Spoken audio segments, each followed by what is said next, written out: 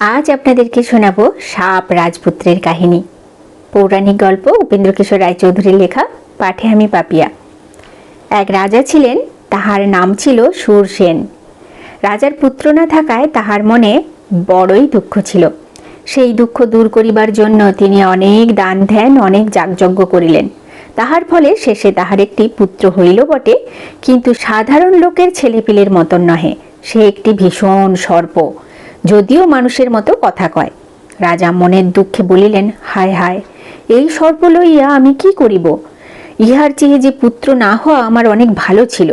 কিন্তু সাপ সে কথা ভাবিলই না।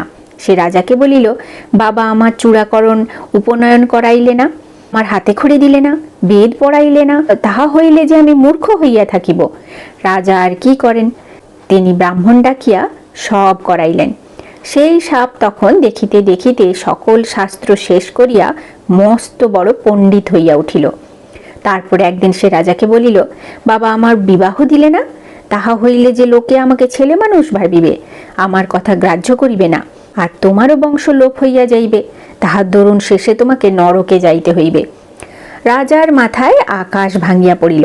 তিনি বলিলেন, বাছা, তুমি যদি মানুষ হইতে তবে তো কোনো মুশকিল ছিল না, কিন্তু তুমি যে সাপ, তোমাকে দেখিলে পালোয়ানরাও ছুটিয়া পলায়। তোমাকে কে তাহার মেয়ে দিতে চাহিবে বলো? সাপ বলিল, নাই বা চাইল। রাজাদের তো জোর করিয়া মেয়ে ধরিয়া আনিয়া বিবাহ হইতে পারে, তাই কেন করো না? আমার যদি বিবাহ না হয় তবে আমি নিশ্চয় গঙ্গায় ডুবিয়া মরিব। কথায় রাজা মশাই তো বড়ই সংকটে পড়িলেন। এখন উপায় কি? শেষে অনেক ভাবিয়া তিনি তাহার আমাত্যদিগকে বলিলেন, আমার পুত্র এখন বড় হইয়াছে, আর খুব উপযুক্তও বটে। তোমরা তাহার বিবাহর চেষ্টা দেখো। রাজার যে একটি ছেলে আছে, আমাত্যরা সকলেই তাহা জানে, কিন্তু সেটি যে একটি সাপ, সে কথা ওই জানে না। সে কথাটি রাজামশাই গোপন রাখিয়াছেন। কাজেই রাজার কথা শুনিয়া তাহারা খুব উৎসাহের সহিত বলিল, মহারাজ, আপনার যখন ছেলে, তখন আর চেষ্টার বিশেষ দরকার কি? দেশে বিদেশে আপনার নাম, আপনি যাহার নিকট চাহিবেন সেই মেয়ে দিবে। রাজা একটি খুব পুরাতন বিশ্বাসী কর্মচারী ছিল, কিন্তু সে রাজার কথার ভাবে বুঝিয়া লইল যে ইহার মধ্যে কিছু চেষ্টার দরকার আছে। সে বলিল, মহারাজ, আপনার মনের কথা আমি বুঝিয়াছি। আপনার অনুমতি হইলে আমি কন্যার চেষ্টায় যাইতে পারি। পূর্ব দেশে বিজয় নামে এক রাজা আছেন। তাহার রাজ্যে লোকজন, হাতি ঘোড়ার সীমা নাই। তাহার 8টি মহাবল পুত্র, ভোগবতী নামে সাক্ষাৎ লক্ষ্মীর মতো একটি কন্যা আছেন। সেই কন্যাই আপনার বউ হইবার উপযুক্ত। সে কথায় রাজা ভারী খুশি হইয়া তখনই বিস্তর টাকা করি লোকজন দিয়া কর্মচারীটিকে পূর্ব দেশে রওয়ানা করিয়া দিলেন। কর্মচারী রাজা বিজয়ের সভায় উপস্থিত হইয়া শূরসেনের পুত্রের জন্য তাহার কন্যা ভোগবতীকে প্রার্থনা করিল। কর্মচারী সাপকে জন্মেও কোনোদিন চোখে দেখে নাই।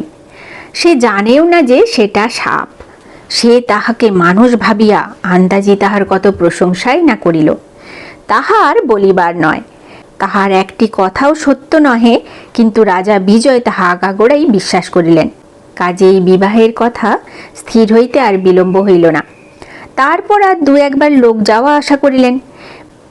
রাজা বিজয় এ কথায়ও রাজি হইলেন যে বর বিবাহ করিতে আসিবেন না, নিজের অস্ত্র পাঠাইয়া দিবেন, তাহার সঙ্গেই কন্যার বিবাহ হইবে। ক্ষত্রিয়দের মধ্যে এরূপ ঘটনা ঢের হইয়া থাকে। কাজেই তেমনি করিয়া কিছুদিনের মধ্যেই ভোগবতীর বিবাহ হইয়া গেল। কেহই জানিল না যে সে বিবাহ একটি সাপের সঙ্গে হইয়াছে। ভোগবতীও তাহা জানিল না। সে শ্বশুর বাড়ি গেলে প্রথমে কেহই তাহাকে সেই সাপের কথা জানাইতে সাহস পায় নাই, কিন্তু শেষে যখন সে সকল কথা জানিল আর সাপকে দেখিল, তখন সেই সাপকেই তাহার যার পর নাই ভালো লাগিল। সে দিন রাত পরম যত্নে তাহার সেবা করে, অতি মিষ্টভাবে তাহার সঙ্গে কথাবার্তা কহে, আর গান গাহিয়া বাজনা বাজাইয়া খেলা করিয়া বিধিমতে তাহাকে খুশি রাখে। তখন একদিন সাপ তাহাকে বলিল, ভোগবতী, আমি তোমার উপর বড়ই সন্তুষ্ট হইয়াছি। পূর্বের কথা এখন আমার মনে হইতেছে। আমি অনন্তের পুত্র মহাবল নাগ, মহাদেবের হাতে আমি থাকিতাম। তখনও তুমি আমার স্ত্রী ছিলে। একদিন শিব আমার উপর চটিয়া আমাকে সাপ দেন যে তোমাকে মানুষের ঘরে সাপ হইয়া জন্মাইতে হইবে। তখন তুমি আর আমি দুজনে মিলিয়া শিবকে অনেক মিনতি করায় তিনি বলিলেন, আচ্ছা, তোমরা দুজনে যখন গৌতমী নদীতে গিয়া আমার পূজা করিবে তখন তোমাদের সাপ কাটিয়া যাইবে। এখন তুমি আমাকে গৌতমী নদীতে লইয়া চলো। ভগবতী তখনই তাহাকে লইয়া গৌতমীতে যাত্রা করিল। আর সেখানে গিয়া শিবের পূজা করিতেই সেই সাপের আবার দেবতার মতো সুন্দর চেহারা হইল। তখন সে সুরসেনের নিকটে গিয়া বলিল, বাবা, এখন আমার পৃথিবীতে থাকার প্রয়োজন শেষ হইয়াছে, অনুমতি করো আমি শিবের নিকট যাই। সুরসেন বললেন, বাবা, তুমি হইলে যুবরাজ, কিছুদিন এখানে থাকিয়া রাজভোগ করো, তোমার ছেলেপিলে হোক, আমরা দেখিয়া চক্ষু জুড়াই, তারপর আমার মৃত্যু হইলে শেষে শিবের নিকটে যাইও। সেই কথায় সম্মত হইয়া মহাবল সুখে রাজভোগ করিতে লাগিল। এই ছিল সাপ রাজপুত্রের গল্প।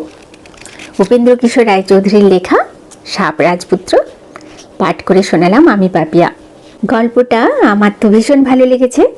আপনাদের কেমন লাগলো অতি অবশ্যই লাইক কমেন্ট করে জানাবেন।